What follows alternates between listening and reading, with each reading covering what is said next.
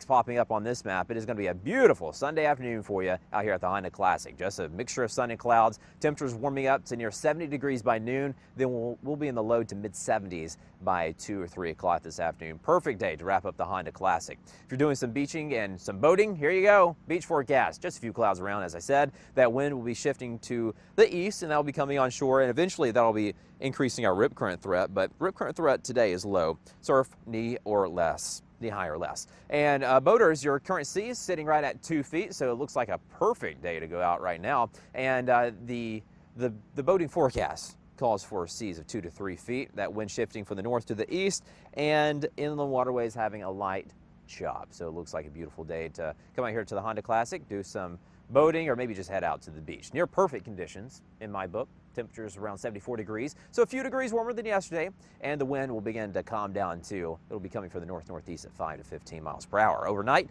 mostly clear, comfortable temperatures with temperatures near 60 degrees. And as you take a look at the 7-day forecast, notice that it is going to get a lot warmer in the days to come. Tuesday, Wednesday, highs will be around 80 degrees. The warmest day out of the next 7 would have to be Wednesday with a high of 82 degrees.